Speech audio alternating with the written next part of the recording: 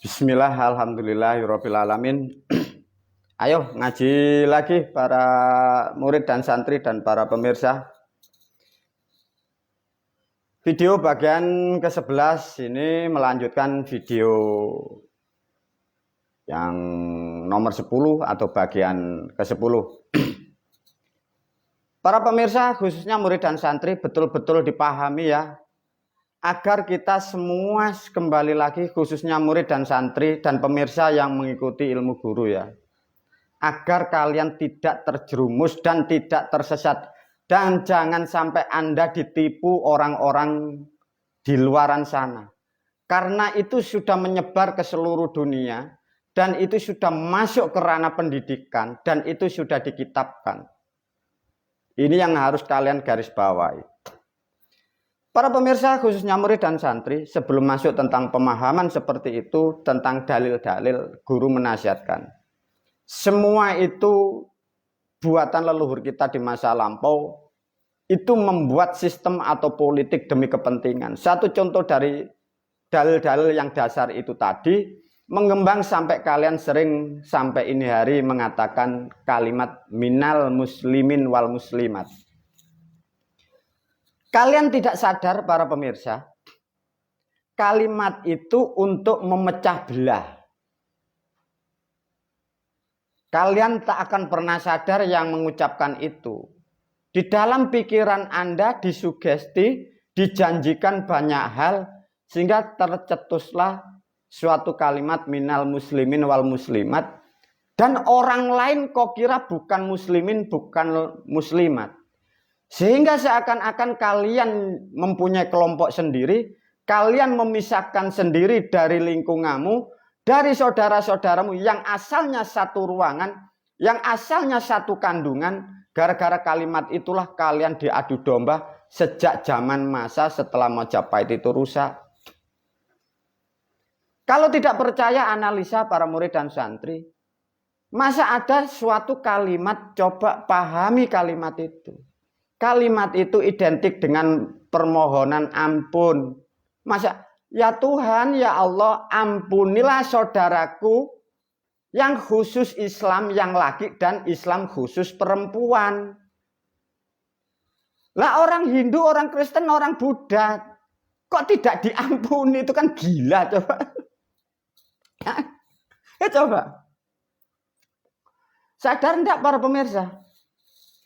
Masa ada doa itu loh, hanya mendoakan kelompoknya itu loh, gila enggak? Coba ilustrasikan para murid dan santri kalimat minal muslimin wal muslimat. Satu contoh, ada hajatan di lingkungan kita, di negara kita. Yang datang orang Hindu, orang kejawen, orang kafir, orang musyrik, orang Nasrani, orang Kapitayan. Terus kalian sebagai orang Islam memintakan ampun. Ya Allah ampuni orang-orang yang hanya Islam. Lah terus yang kanan kirimu Hindu Kristen itu tidak boleh diampuni gitu.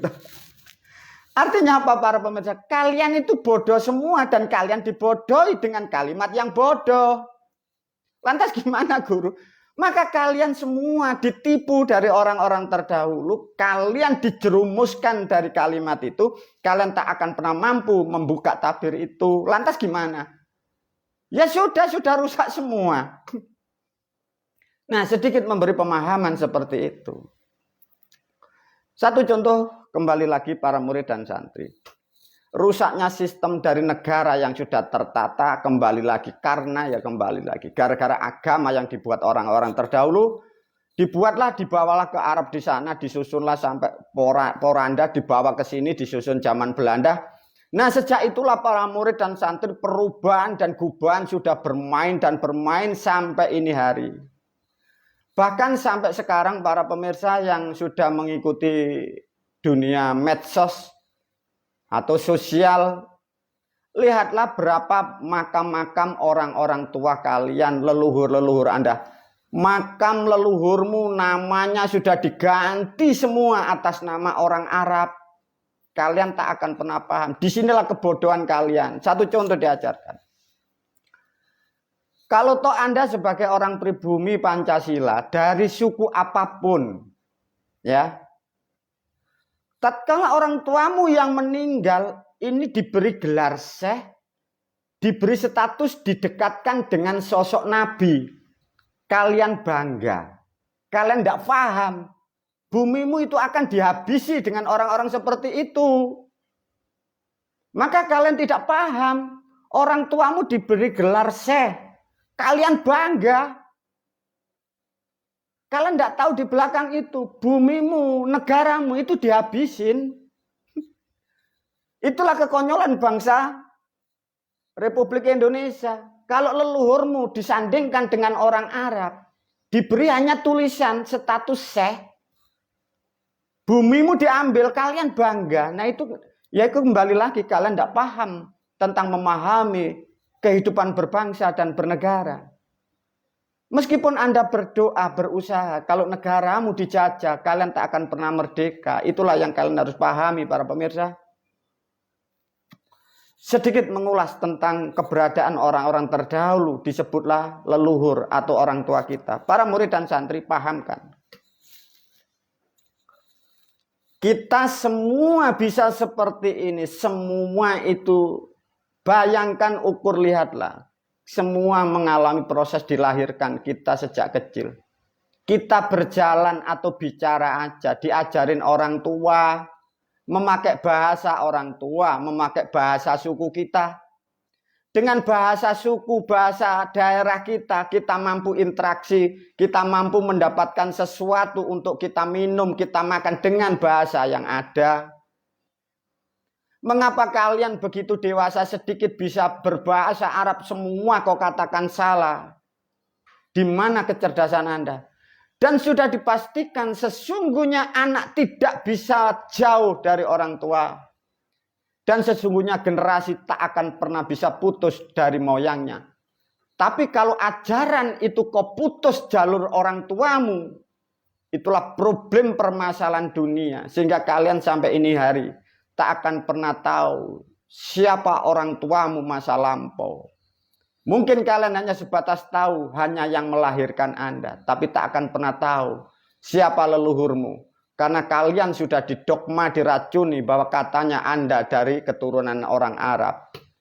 Kalian tak akan pernah sadar bahwa kitab-kitab yang Anda yakini itu adalah memang kesengajaan dari orang-orang terdahulu dan kesengajaan orang-orang yang menjajah kalian di atas nama agama, sehingga kalian tak akan pernah sadar karena kebaikan dan keburukan dicampur menjadi satu. Satu contoh para murid dan santri. Lihat aja tradisi sekarang. Tatkala manusia itu mengalami meninggal dunia, apa yang terjadi budayanya? Datanglah berkelompok, diundanglah teman, sanak, saudara, tetangga. Disuruh membacakan Yasin dan tahlil. Lihatlah orang-orang terdahulu leluhur kita. Satu contoh guru memberi ilustrasi yang paling sederhana. Pada zaman masa lampau anggap aja ada peristiwa perang Kurawa dan Pandhawa. Tatkala Pandhawa itu gugur dalam peperangan. Jadi di situ ada acara tahlilan, yasinan gitu tah. Pernah sadar enggak kalian? Wah, perang Brontoyuda, waduh. Anggap saja Arjuna meninggal dunia. Dipanggilkan tetangga-tetangganya, yasinan dan tahlilan, gitu tak? Kurawa kalah perang. Sanak saudaranya Kurawa dipanggil. Kirim doa, baca Yasin, tahlilan. Lah kan enggak ada. Lantas gimana? Hal-hal seperti ini coba. Yang tidak ngikuti tahlil dimusuhi, yang melakukan tahlil merasa paling benar. Kan gila. Itulah hal-hal yang kalian tidak sadari bahwa kalian dijerumuskan atas nama agama. Kalian tak akan pernah menyadari. Kembali lagi karena sudah terbodohi sudah ratusan tahun, sehingga kalian tak mampu mengupas hal-hal yang buruk kau kira itu kebaikan. Coba para pemirsa dengarkan, bayangkan. Ada Kurawa kalah perang. Kelompoknya Kurawa dipanggil yasinan dan tahlilan. Pandhawa kalah perang, ngelompok yasinan dan tahlilan. Tidak ada para pemirsa, leluhur kita dari bumi Pancasila, tidak ada yang kayak begitu. Lah mengapa sekarang ini ada? Nah ini kalian harus bertanya. Apa benar dengan cara seperti itu masuk surga yang paling depan? Lah kalau tidak ada gunanya ngapain seperti itu? Lah lantas gimana guru? Apakah cukup dipocong seperti lontong baru ditanam? Ya bukan. Ini menggambarkan ada sesuatu yang salah. Kita lepas kontrol. Kita tidak bisa mampu mengikuti jejak para leluhur pendiri dunia. Kita tidak mampu mengikuti jejak-jejak beliau. Tatkala kita pulang kepada rahmat ilahi. Tidak seperti itu para pemirsa. Lah ya guru lantas kayak apa? Apa dipocong, ditanam? Itu kambing, itu hewan yang seperti itu. Lah lantas gimana? Kembali lagi guru sedikit menyinggung. Orang pulang para pemirsa, namanya pulang. Kalau kalian manusia itu ya pakai baju. Lalu leluhur kita pulang dulu dibekali apa? Ini yang paling penting para pemirsa. Sejak ratusan tahun memang sudah banyak kerusakan. Tapi ada terah dari leluhur kita yang dari bumi Pancasila. Tatkala setelah masa dan misinya di bumi sudah habis, atau masa aktifnya di bumi habis, leluhur kita beliau pulang. Bukan dibekali ilah hadratin al-fatihah, bukan. Leluhur kita bekalnya itu hanya bunga atau sekar, dupa dan kemenyan. Orang-orang terdahulu leluhur kita, bekal untuk pulang ke rahmat kepada moyangnya itu hanya bunga, dupa dan kemenyan. Anggap saja satu contoh.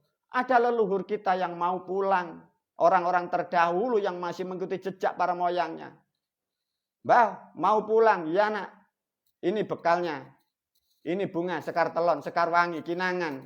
Ini dupanya, ini kemenyannya mbah. Udah. Ini bekal untuk pulang ke sana. Itu sudah cukup para pemirsa. Leluhur kita sehebat itu. Lantas kalian itu seperti itu. Kalian tidak akan pernah tahu. Bahwa hal-hal itu sesuatu hal yang tidak berguna. Hartamu kau buang seperti itu. Waktumu, energimu kau buang seperti itu. Dan kalian tak akan pernah tahu doamu nyampe atau tidak. Yang kalian kirimkan doa diampuni dan tidak, kalian pun tidak akan pernah tahu. Artinya ada penjajahan, ada penipuan, dan ada pembodohan. Sehingga hartamu terkuras, waktumu, tenagamu. Sehingga kalian lupa mencari berkah di dunia. Sehingga ekonomimu menjadi rusak. Dari video yang kemarin sudah diajarkan oleh guru. Tuhan tidak akan pernah bisa mengampuni dosa umatnya. Tuhan hanya bisa iso mung nyedot dosa. Paham ndak? Baum. Wabillahi taufiq wal hidayah wa ridha wal inayah. Assalamualaikum warahmatullahi wabarakatuh.